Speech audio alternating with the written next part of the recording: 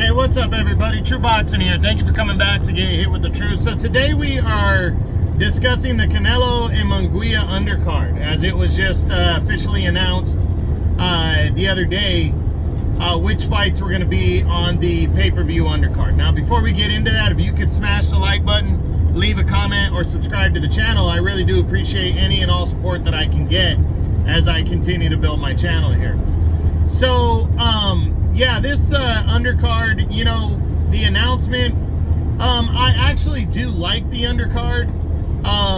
It just, you know, it's not, how do I say it, the three fights, there's not a lot of expectation from the B side in all three fights, but it is showcasing good talent.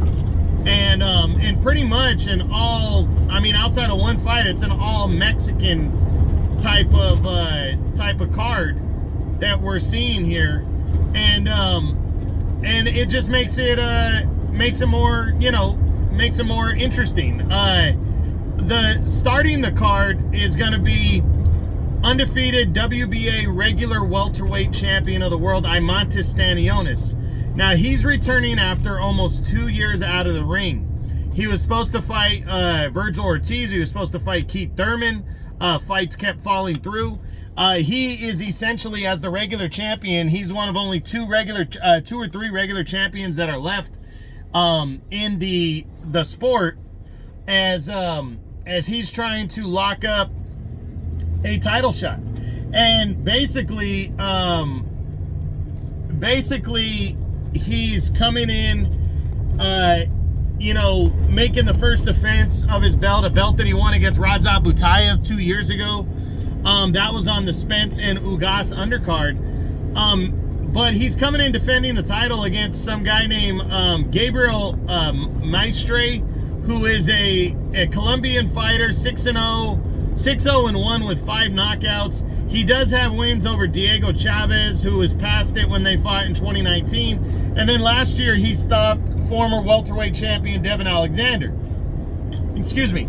But then again, this guy's 37 years old. I don't think people are expecting him to pose much of a threat against Stanonis. But, you know, Stanonis is a guy you do want to see. He's got a good a very good action-filled style of boxing and punching. He's a good, solid fighter. And again, this guy's going to be, in my opinion, once Crawford officially moves up in weight, he's vacating the belt. This guy's going to get upgraded to champion.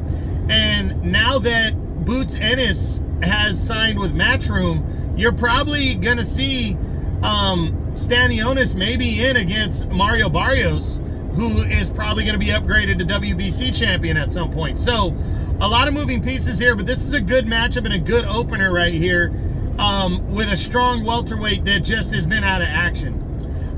Then you have, the next one is an interim title fight at featherweight, as former junior featherweight champ at 122, and I guess still the WBC interim featherweight champion, Brandon Figueroa, returns after a 14-month layoff, as he is going to battle former super bantamweight world champion Jesse Magdaleno.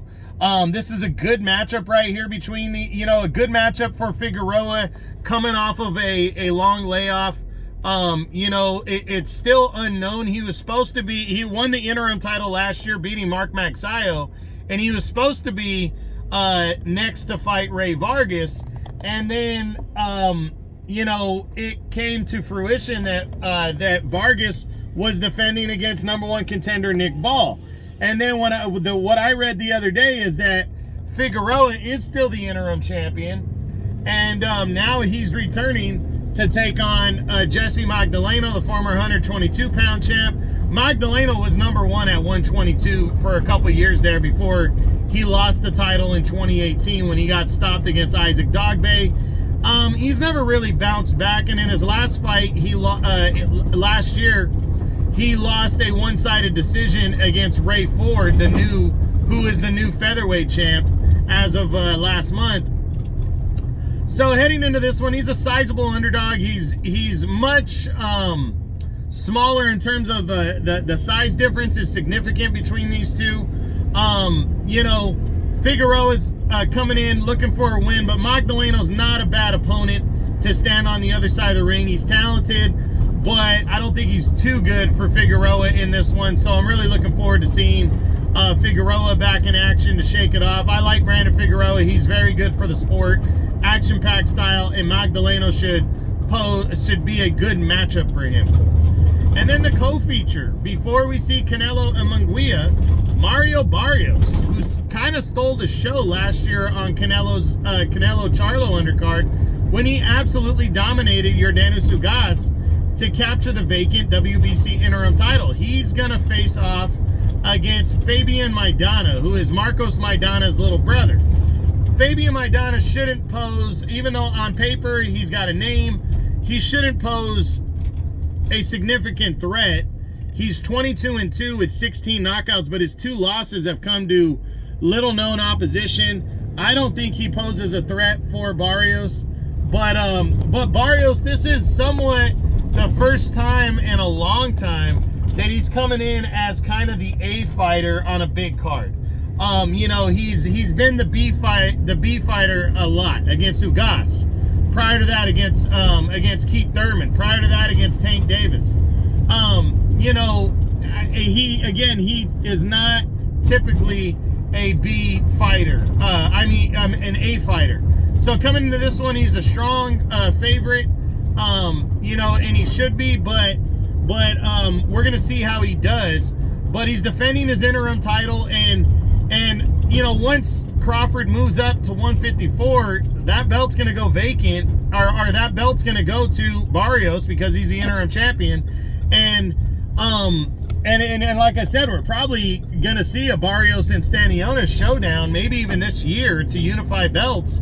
So him staying busy, coming off the biggest win of his career over Ugas is a big deal, and I'm looking forward to seeing him back in action. So that's it. Those are the 3 fights before the main event. Again, none of them are burning the house down in terms of a matchup. You know, the best matchup is absolutely Canelo and Munguia on the card, but they are good enough matchups, and they're featuring good fighters as the A sides to sell a pay-per-view, and you know, I'm looking forward to seeing it. So remember, the first fight is Stanonis and Mestre, the second fight is Figueroa and Magdaleno, and the third fight is Barrios and Maidana. I hope you enjoyed the video. If you did, smash the like button, leave a comment, or subscribe to the channel.